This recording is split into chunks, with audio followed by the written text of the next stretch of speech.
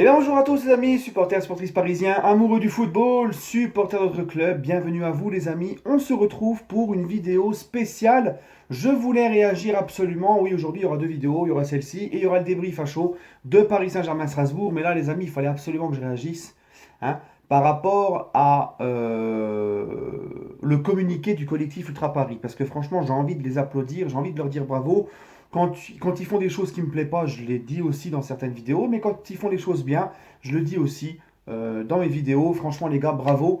Là, je retrouve en fait le vrai esprit ultra, voilà, où vraiment on défend l'intérêt du club et on ne va pas lécher les bottes comme des bisounours des joueurs quand ils te manquent de respect et quand ils poussent le bouchon trop loin. Voilà, il faut savoir taper du poing sur la table et leur montrer que le PSG aussi, ce n'est pas que les joueurs, que les dirigeants qui, eux, viennent et partent, mais que c'est surtout les supporters, les amis. Hein.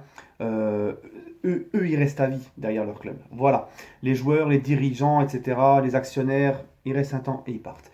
Bref, les amis, donc, d'ailleurs, dans tous les clubs, ben, n'importe quel club que vous verrez avec des gros groupes d'ultras, ça se passe comme ça. Dès que les ultras veulent passer un message contre un joueur ou que le joueur dépasse les bornes, et ben, il s'en prend plein la figure. C'est comme ça. Hein. Je pense qu'un mec comme Neymar, au Napoli ou dans un club comme l'Inter, le Napoli, enfin dans un club où il y a vraiment des gros groupes d'ultras,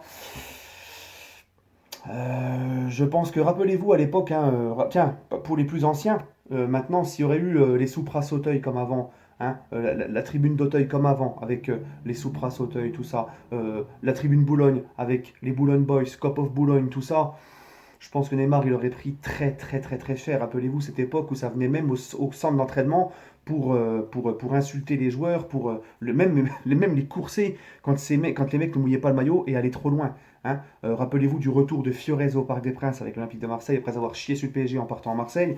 Enfin bref, hein. Donc voilà, c'est comme ça, c'est les mouvements ultra et on leur montre aux joueurs que on est avant tout derrière le club. Il faut respecter le club avant d'être un supporter, un fanboy d'un joueur ou quoi. Enfin bref les amis, donc le communiqué du COP, du CUP pour Neymar. Donc ils ont dit, pour clore les supputations et l'excitation médiatique de ces derniers jours, nous aimerions clarifier notre position sur le cas Neymar pour éviter toute ambiguïté entre pensionnaires du virage. Voilà, parce que ça commençait à dire dans les médias que, notamment dans l'équipe, que le Cup allait boycotter PSG Strasbourg, PSG Real, parce que le PSG ne voulait pas qu'ils mettent des banderoles anti-Neymar. Donc c'est vrai que moi je me suis dit, boycotter PSG Real, alors que Neymar en plus il est suspendu, il sera même pas là, quand l'équipe aura vraiment besoin de toi dans le plus gros match de poule de Ligue des Champions, je me suis dit, eh les gars, n'abusez pas non plus. Hein, on va pas sanctionner toute l'équipe pour un trou du cul. Non, voilà. Donc ça c'est réglé, c'était pas vrai. Donc footballistiquement, donc il continue, footballistiquement, Neymar est un des plus grands talents de sa génération. Ça, on ne veut pas dire le contraire. Mais c'est loin d'être le point le plus important pour nous aujourd'hui. Voilà les amis, voilà, c'est ça que beaucoup ne comprennent pas. C'est pas parce que le mec est bourré de talent qu'il faut baisser son froc devant lui, qu'il faut le caresser dans le sens du poil, qu'il faut lui permettre de faire tout ce qu'il veut. Non les amis, le talent n'excuse pas tout, tout simplement, d'accord. Mais c'est loin d'être le point donc le plus important pour nous aujourd'hui. Ce que nous lui reprochons, c'est d'avoir manqué de respect à plusieurs reprises à notre club. Donc, je ne vais pas revenir sur tout ce qu'il a fait depuis qu'il arrive au PSG, ça serait trop long. J'ai fait plusieurs vidéos où j'avais expliqué un petit peu toutes les fois où il a manqué de respect au club. Euh, de l'avoir même humilié par moments. D'avoir mis en place une stratégie de communication désastreuse pour le quitter et ce pour rejoindre Barcelone, l'un de nos principaux rivaux européens, tout en laissant soin à son entourage de s'exprimer à sa place. Sauf... Attendez, j'ai perdu la page. Sauf lorsqu'il s'agit d'évoquer ses meilleurs souvenirs. Voilà. Donc comme une fois, je vous l'ai dit, hein, je vous avais dit, là, le truc de la remontada où il s'exprime, où soi-disant c'était un peu coupé au montage, il n'y a pas eu tout le truc, c'était fait exprès. Ça arrangeait les choses pour lui, pour pousser à un départ. Hein, il est très intelligent, il est très malin. Il avait d'ailleurs jamais démenti sur ses réseaux sociaux pour dire qu'il était victime d'un montage médiatique, qu'il n'y avait pas tout le reportage qui était sorti, blabla. Ça faisait ses affaires, c'était à son avantage, voilà, pour pouvoir pousser son transfert vers Barcelone pour faire craquer les dirigeants parisiens, faire craquer les supporters. Et bien sûr, son entourage s'exprime à sa place. Voilà, on entend encore monsieur papa Neymar qui remue le couteau dans la plaie, qui en rajoute une couche au lieu de se faire discret et essayer d'arranger les choses. Non,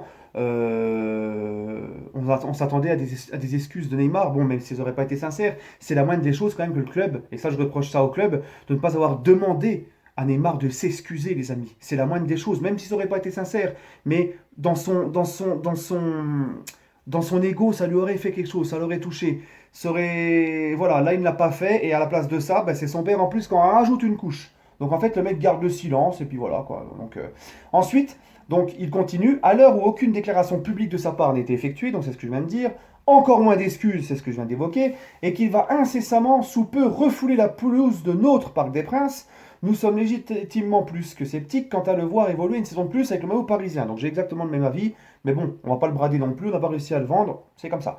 Le virage Auteuil, qui regroupe les plus fidèles supporters du club, donc quand ils disent ça, c'est pas un dénigrement, hein. Ça veut pas dire que si tu vas pas dans le virage Auteuil, t'es un faux supporter. Non, ils veulent dire par là que le virage Auteuil, c'est là où se trouvent les ultras, et qu'en général, bah, c'est eux qui se déplacent, qui donnent de leur argent, de leur temps, pour soutenir le plus possible le club. Voilà.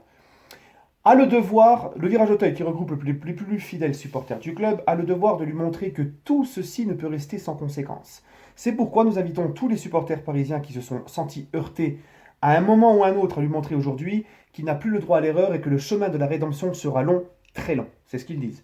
Ceci passé, il est hors de question que nous pénalisons l'équipe pour un seul joueur. Dès dimanche, nous prendrons l'indifférence en ce qui concerne. Donc voilà. Donc à la fin, ils disent que ils vont pas boycotter PSG Real Madrid. Hein, ils vont pas sanctionner toute l'équipe pour un seul joueur. Voilà. Donc, bah écoutez, bravo. Bravo le Cup. Parce que moi, je dis que l'ignorance, c'est la meilleure façon, en fait, pour lui d'agir. Parce que si tu l'insultes à chaque fois, tu vas pénaliser l'équipe. Parce que c'est vrai que ça peut mettre mal à l'aise l'équipe, la déconcentrer et tout. Mais la différence, je pense que c'est ce qui va le plus le toucher dans son ego.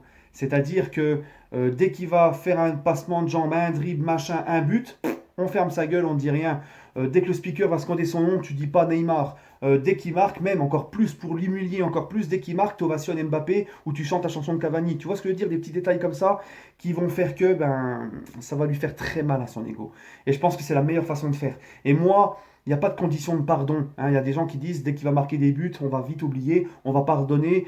S'il fait son job, on va pardonner. Non, non, non. Moi, pour moi, c'est pas une condition de pardon. Je pense que le mal est trop profond. Il faut pas pardonner jusqu'à ce qu'il se casse. Il faut être comme ça dans l'indifférence totale jusqu'à ce qu'il se casse. Même s'il te fait gagner la Ligue des Champions, tu restes indifférent avec lui. Tu lui montres qu'il a été trop loin.